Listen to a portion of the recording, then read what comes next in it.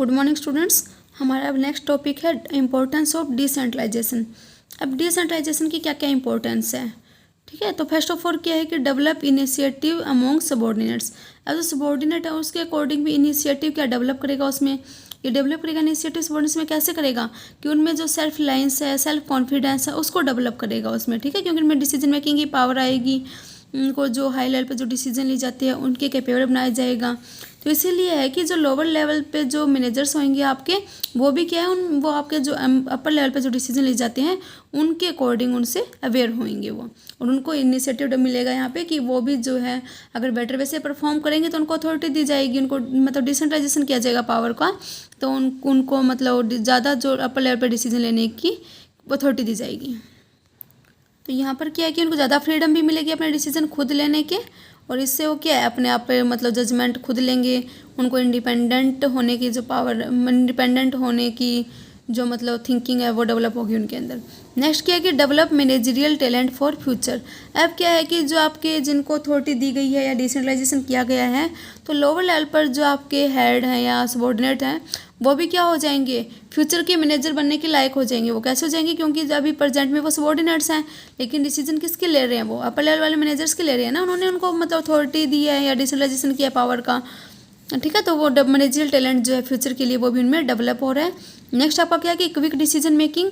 तो ये आपका क्विक डिसीजन मेकिंग में हेल्प करेगा, क्योंकि यहाँ पे कोई रिक्वायरमेंट नहीं है किसी से भी अप्रूवल लेने की, ठीक है। तो यहाँ पे लेस चांसेस है कि इन्फॉर्मेशन आपकी डिस्टॉर्टेड हो जाए, ठीक है, या फिर कोई जो है मतलब गो थ्रू मैनी लेवल से जाने की भी कोई जो चांसेस है वो यहाँ पर नहीं रहेंगे। तो यहाँ पे आपका डिसीजन भी जल्दी फास्ट हो जाएगा।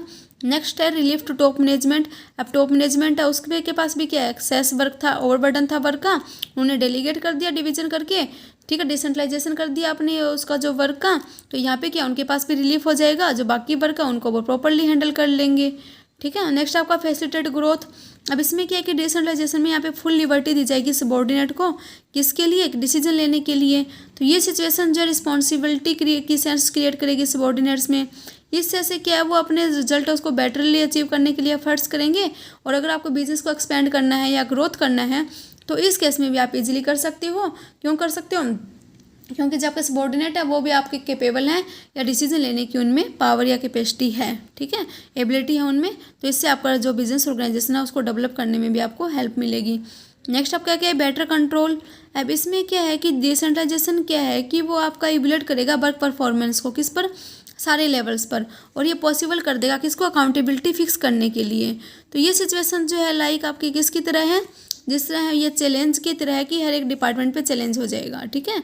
तो ये है कि मैनेजमेंट जो अडॉप्ट करेंगे गुड कंट्रोलिंग पॉलिसी अडॉप्ट की जाएगी, इसमें आपको है इस चैलेंज को फेस करने के लिए।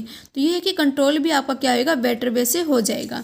अब नेक्स्ट देखो आपका डिफरेंस क्या है, किसके बीच में, डेलीगेशन अथॉरिटी के बीच में और डिसेंट्रलाइजेशन के बीच में। तो ये कॉम्परेटिव व्यू दिया गया है यहाँ पर।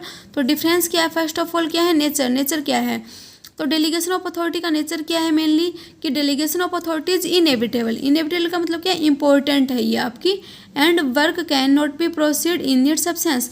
अब क्या है कि इनएविटेबल है आपकी, इसके बिना हम वर्क जो परफॉर्म नहीं कर सकते, क्योंकि जब भी ओवरबर्डन होगा वर्क का तो डेलीगेशन आपका बिजनेस ऑर्गेनाइजेशन में करना ही पड़ेगा ना।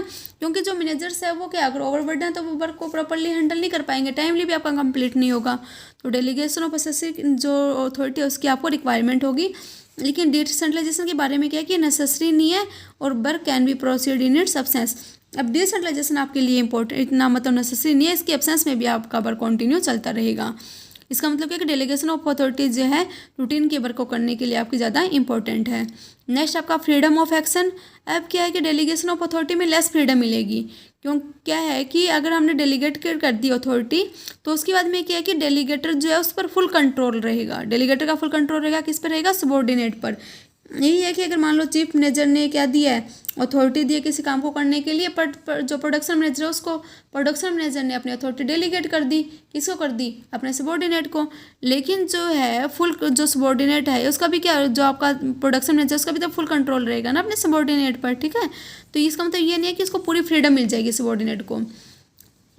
नेक्स्ट आपका क्या, डिसेंट्रलाइजेशन। डिसेंट्रलाइजेशन में आपको मोर फ्रीडम मिलेगी, क्योंकि डेलीगेटर जो है वो लॉस कर देगा control on off his subordinate, क्योंकि इसमें परमानेंट पावर दे दी ना अपने इसको वर्क करने के लिए, तो उस पर क्या फ्रीडम ज़्यादा हो जाएगा, क्योंकि सारे डिसीजन उसको खुद को ही लेने हैं, और जो उसका सुपीरियर है उस पर उसका कंट्रोल नहीं रहेगा, जो वो डिसीजन ले रहा है उसके रिगार्डिंग। हाँ वो ठीक है कि उसको रिजल्ट जो निकलेगा, आउटकम जो होगा वो उसको बताना पड़ेगा, उसके लिए रिस्पॉन्सिबल होगा, लेकिन ऐसा नहीं है कि उसको मतलब फ्रीडम नहीं मिलेगी डिसीजन लेने के लिए। नेक्स्ट आपका स्टेटस क्या होएगा, तो डेलीगेशन ऑफ अथॉरिटी का एक प्रोसेस है जो done as a result of division of work. Delegation of authority पर डिवीजन ऑफ वर्क के अकॉर्डिंग आएगा, ठीक है, डिवीजन ऑफ वर्क का ही रिजल्ट है कि आप वर्क को डिवाइड कर रहे हो और तभी आप कुछ पार्ट को क्या कर रहे हो, डेलीगेट कर रहे हो। ये भी हमने पढ़ा था ना पीछे कि डिवीजन ऑफ लेबर जो है वो बेसिस है आपका किसका, डेलीगेशन ऑफ अथॉरिटी का। नेक्स्ट हमारा क्या है, डिसेंट्रलाइजेशन।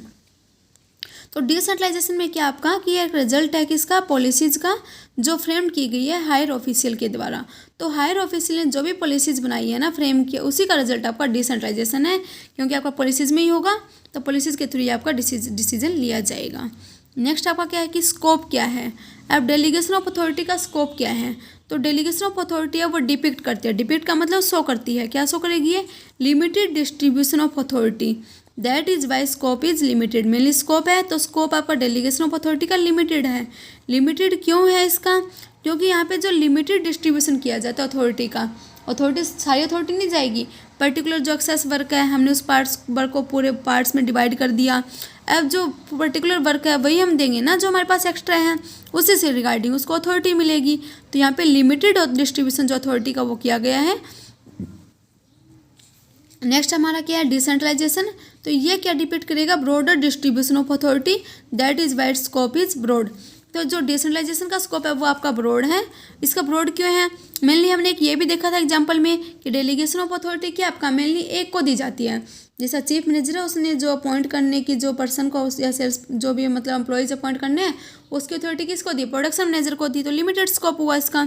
लेकिन अगर ये जो अथॉरिटी है वो सारे डिपार्टमेंट्स के हेड को दी जाए या सब मैनेजर्स को दी जाए, जैसे प्रोडक्शन मैनेजर को, सेल्स मैनेजर को, पर्सनल मैनेजर को, मार्केटिंग मैनेजर को, तो ये क्या आपका, तो स्कोप इसका क्या हो जाएगा, ब्रॉड हो जाएगा ना, क्योंकि ब्रॉडर डिस्ट्रीब्यूशन हुआ अथॉरिटीज़ का।